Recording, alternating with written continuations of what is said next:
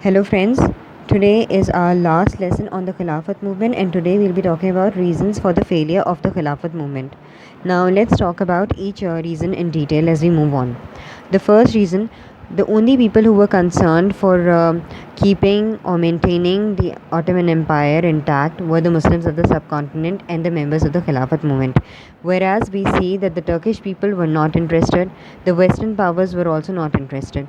And why are we talking about the Western powers? Because the fate of Turkey after the end of the First World War rested in the hands of the Western powers. And if you look at the other Muslim states all over the world, this movement lacked support from them. This we saw during the Hijrat movement when around 18,000 Muslims they migrated to the Afghanistan, the territory of Afghanistan, considering it to be the Darul Aman or the land of peace. They were returned back. So this shows us that the Khilafat movement did not have support from different parts of from other parts of the world. If you look at the condition within Turkey, we see there in the rise of nationalism and the rise of democracy. Why was this happening? Because Turkey during the First World War was under the influence of the Western ideologies or the Western powers. And surprisingly, Muhammad's six representatives, they accepted the terms of the Treaty of Sabra. Although it was a very unjust treaty for the Ottoman Empire, but surprisingly, they accepted it. And if you look at the realities, the ground realities that were going on at that time, the Ottoman Empire was a huge empire and there were several states within it.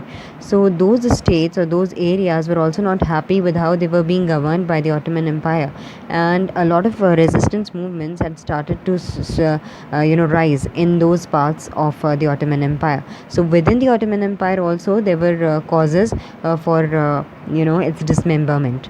And then finally a new government was formed, and then the seat of Sultan was abolished by Kemal Ataturk. And then we see that the Sultan himself wanted an exile, and he was exiled to Italy along with his family. So if we have a closer look at the first reason, that is the internal conditions of Turkey and how this movement did not gain support from the other Muslim states of the world, most of the historians believe Khilafat movement to be a wrong ideology, that it was very much miscalculated, it was unrealistic, it was romantic. Although the Muslims living in the subcontinent, they saw that if Turkey was to meet the same fate as Germany and it was to be dismembered as Germany was, and all the important religious places were taken away from Turkey, for example, Makkah, Medina, Palestine, Mesopotamia, which was Iraq, Persia, that was Iran, and were given in the hands of the Western powers or non-Muslim states, they feared it. They did not want all these important religious and sacred places to go into the hands of non-Muslim states. So that is why they had started off this Khilafat movement. But they were fighting for a wrong cause, because the people within the Ottoman Empire were not in favor of keeping or maintaining the integrity of the Ottoman Empire. So that is why it was a wrong ideology, or it was considered as very unrealistic and very romantic by most of the historians. So the second reason, Hindu-Muslim unity was strong but short-lived. We saw Hindus and the Muslims, coming together, the ties growing stronger and stronger during the Khilafat movement. But in reality, Hindus and Muslims had come together for different motives. The Hindus saw that the Khilafat movement, in one way or the other, would eventually lead to self-rule. So therefore, they were supporting the Khilafat movement. Whereas the Muslims, they were fighting for the restoration or the protection of the Khilafat movement, the Khilafat or the Ottoman Empire. And they were not yet prepared for the self-rule, because they were not as strong as the Hindus. Finally, when the Khilafat movement came to a close, these different motives, they resulted into communal writing and finally led to the collapse of the Khilafat movement. So we can say that Hindu-Muslim unity later on became a cause of the collapse of the Khilafat movement. Why? Because they had united together for different motives.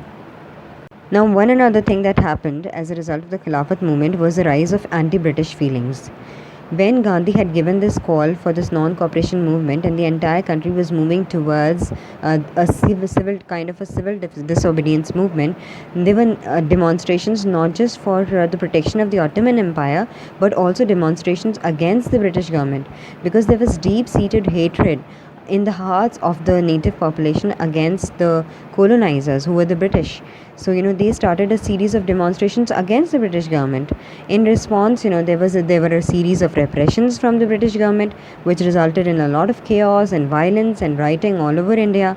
Looking at the kind of violence that was beginning to sprout in different parts of India, Gandhi called off the non-cooperation movement, and that sudden calling of the non-cooperation movement by Gandhi resulted in a virtual collapse of the Khilafat movement. So those and the creation of anti-British feelings also resulted in the collapse of the Khilafat movement. After having discussed all the causes for the failure of the Khilafat movement, let's quickly have a look at the questions that you get from this topic. Usually the questions that you get are like these. You can get other questions also, but just for helping you understand it better, I have put them down here. Now, supposing if the examiner asks you, why was the migration to Afghanistan or the Hijrat movement the most important reason for the failure of the Khilafat movement, explain your answer, and that question is a 14-mark question, then how are you supposed to write your answer? The factor that the examiner has been pointing to, that is the Hijrat movement, you have to first explain that in detail.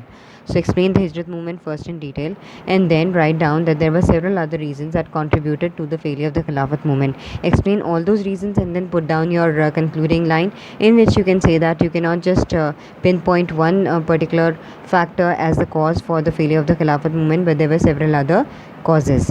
Supposing if you get a 7-mark question like why did the Khilafat movement fail, or explain why the Khilafat movement failed, then you know that for a 7-mark question you have to write 3 paragraphs, and we already discussed that there are 3 reasons for the failure of the Khilafat movement. So you can write those 3 reasons, 1 reason each paragraph, and then put down your concluding line, and that's it. Now looking at this question, which is similar to the first one, was the Chauri Chaura incident the most important cause for the failure of the Khilafat movement? Give reasons. Again, it's a 14-mark question. So here, which factor is being picked up by the examiner? It's the Chauri Chaura incident. So here you have to write everything that you know about the Chauri Chaura in detail. Write how it resulted in Gandhi calling off the non-cooperation movement abruptly, because that's the most important factor. And then write down that there were several other reasons as well. Explain all those reasons and then write your concluding line. For example, if a question like this comes, why did the Khilafat movement begin and fail? Here you will have to be very brief, because you have to talk about the reasons that resulted in the beginning of the Khilafat movement and also in its failure. So briefly you have to touch upon both those things, because you have to just summarize your answer in 3 paragraphs and then write down your concluding line. Now let's quickly touch upon the consequences or the aftermath of the failure of the Khilafat movement. There were certain positive consequences and negative consequences also. Beginning with the positive consequences, Khilafat movement forged Hindu-Muslim unity. It brought the Hindus and the Muslims together. It made it pretty obvious that no sort of foreign intervention in the land of India would be acceptable, and by historians it is believed to have paved a road to independence. Now the Muslims also started to realize that they had a lot of political power to influence the British if they stayed organized. So these were the positive consequences of the Khilafat movement. Okay, so the negative consequences. As a result of the Khilafat movement, we saw that Gandhi had given this call for the non-cooperation movement, and non-cooperation movement required the Muslims to quit their jobs and the students to withdraw from the schools and universities. So as a result of this, what happened is many of the Muslims, they lost their jobs. Okay, so economically they started to suffer. The students, their studies started to suffer. And if we have a look at the Hijrat movement, we already know what happened. What was the fate of the Muslims who had migrated to Afghanistan? When they came back, they were homeless, they were penniless, they had lost their properties, they had lost their businesses, everything. So that was a great setback for the Muslims.